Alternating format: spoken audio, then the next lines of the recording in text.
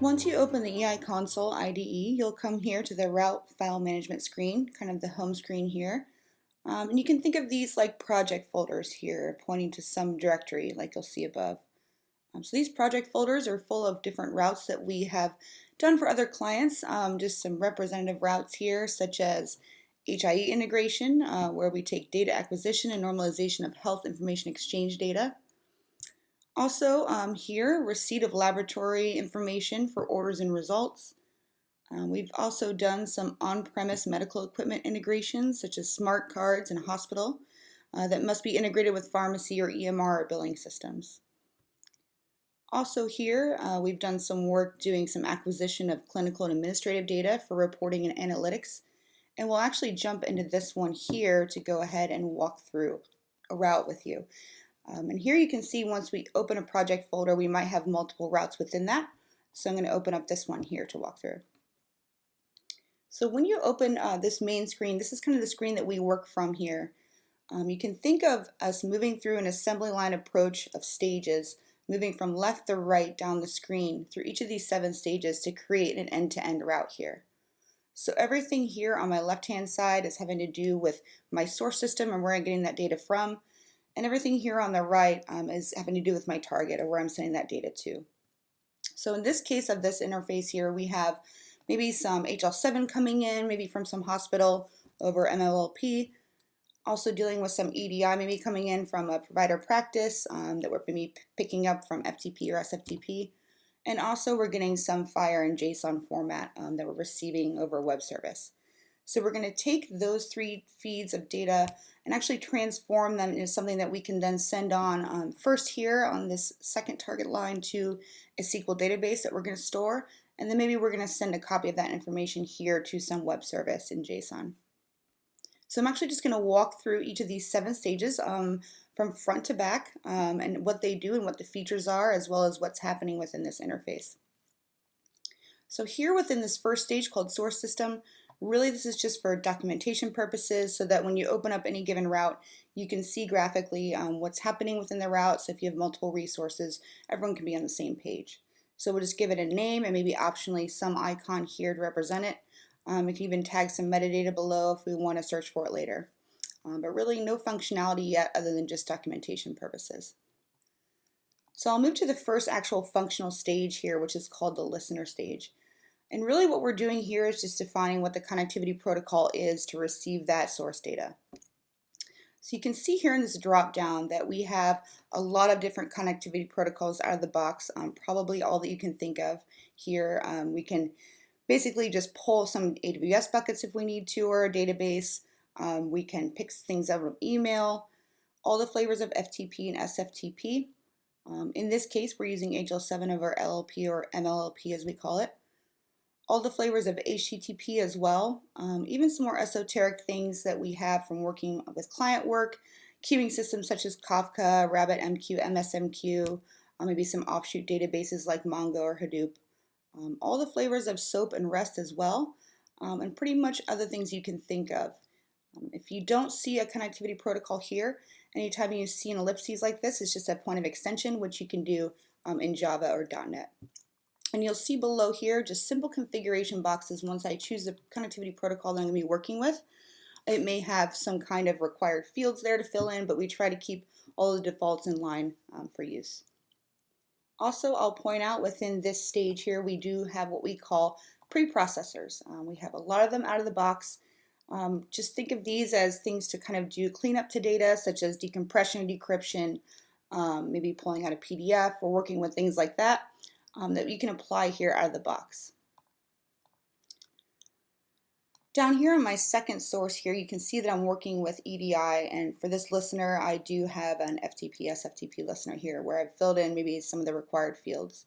I just do want to point out here that we do have a processor applied in this case. This is kind of a new feature that we're coming out with for EDI, which includes a SNIP validation processor. So we can actually apply SNIP validation through checkboxes here. Within this SNIP validation processor here, you can see that we do have types 1 through 5 here available with a checkbox. So if we're working with 1 through 3, These are built-in rules delivered directly from the X12 implementation guides and schema. Maybe 4 and 5, level 4, we're working with more robust semantic rules there, and level 5, we do provide all external codes in the database there. We can also do 6 and 7 as configuration, working with you with our services team. So moving on to our next stage here, the source transform stage. So what happens here happens in two parts. First, down here below on the left, you will see that our transformation module, as we call it, in this drop down, we'll just define what the inbound data format is so that we can work with it. Really what's going to happen here is it's going to take that data, it's going to automatically transform that into an XML representation of that so that we can work with it in the transformation. And so you can see in this drop down here that we have all the formats you could think of, whether it's CSV or some delimited file, EDI, HL7 version 2 and 3, as well as JSON, or maybe even just name value pairs or Excel sheets. So I'm going to choose HL7 there, so it'll automatically transform that for me. Down here below, I can even define what my version of HL7 is, although I don't have to, since our HL7 parser is extremely lenient. Over here on the right-hand side is where I'm actually going to do my data transformation in our data mapper. So I'm going to pop that open right now. So once we open our data mapper, you can see here it's a 3-pane data mapper. Here on this left-hand side, this is what I'm mapping from. In this case, I am mapping from HL7 since I'm expecting that inbound. Over here on the right-hand side, this is what I'm mapping to. You can see here in this case, I'm just going to pull out some basic patient demographic information that I want to keep and store for later out of each message. So we do have features like friendly names, as we call them, so that if you're not super familiar with HL7 or the schema of that, you can see here with actual human readable text what each of these different values are within each segment of the message. In here in the middle, this is our actual mapping tree. This is all achieved through drag and drop here onto the center. What's really happening here under the covers is it's just really writing W3C compliant XSLT. So this is a fully featured editor with auto completion and all of that. So if you have resources that are more familiar with XSLT, you can use this view, and anything that you do in here will show up in this drag and drop view and vice versa. Since we do use XSLT, which is very robust for transformations, we do provide up here in this tool palette all of those same functions that you might write in that other view here through drag and drop as well.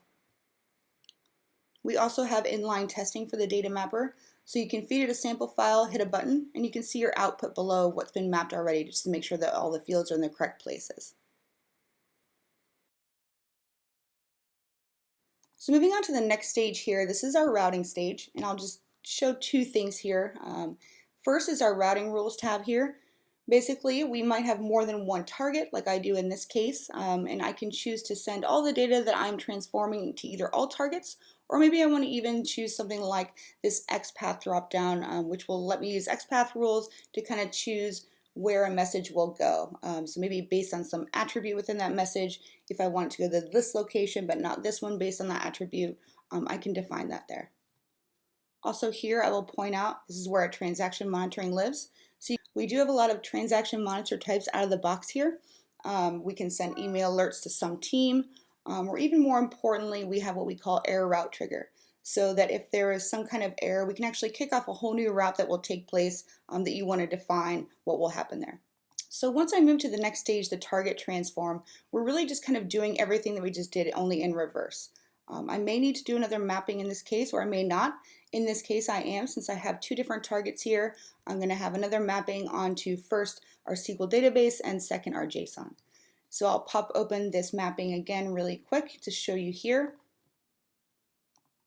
Now that I've opened this new mapping, you can see that now we've taken out that basic patient demographic information here on the left. That's what I'm mapping from.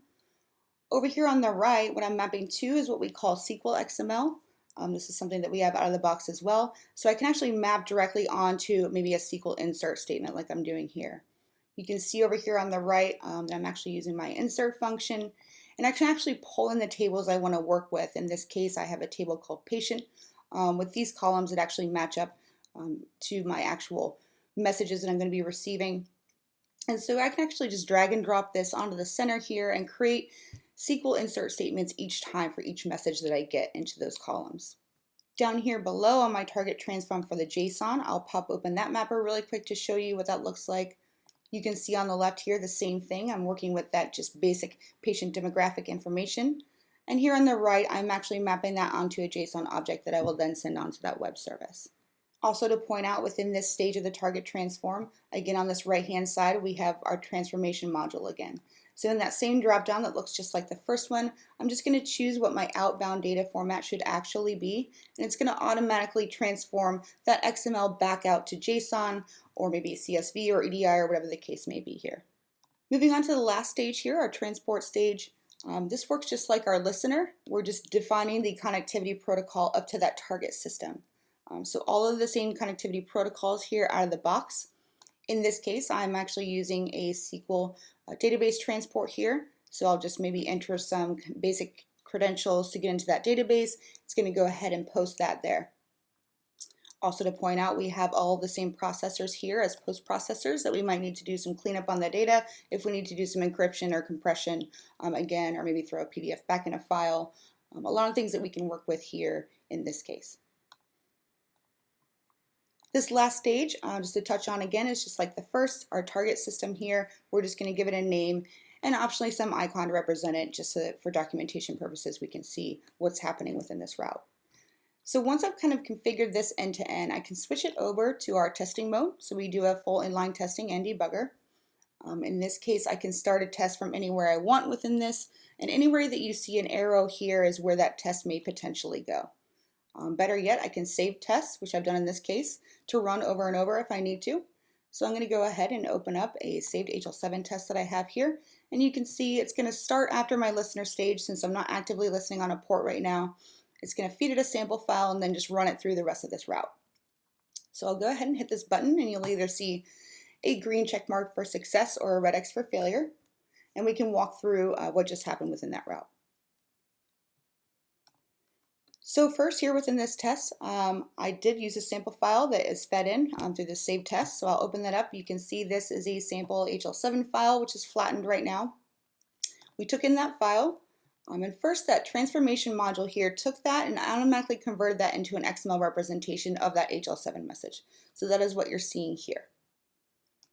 Once we had that, we use the XSLT then to then parse out that basic patient demographic information that we wanted to keep and send on. So that is what that looks like here. Moving down the line here, we went ahead and did another mapping of XSLT where we actually created that insert statement, which will automatically be sent on to the database then. And down below here, you can also see that XSLT where we went ahead and transformed that into a JSON object that will go outbound to that web service. Also taking a look at that transformation module on the way out, I can see here that it went ahead and converted that from that XML representation into my actual JSON structure that will go outbound there automatically. In the case of a red X for failure, in this case I know that that endpoint is not active right now, and so it's going to give me a stack trace just showing me that my connection was refused. But you're really just going to kind of jump between this testing mode and editing mode back and forth, making small changes and tweaks as needed, and then ultimately deploy this to the EI platform. You can then deploy that in multiple ways. You can use the actual IDE itself to drag and drop files down for hot deployment by connecting up to an EI platform server, all within the same screen. You can also use the EI dashboard, which is our web-based monitoring tool, to go ahead and upload those files there and for hot deployment as well. Or you can actually just take the files that are created behind the scenes and move that to a production environment. And we recommend using some kind of source control, such as Git or SVN.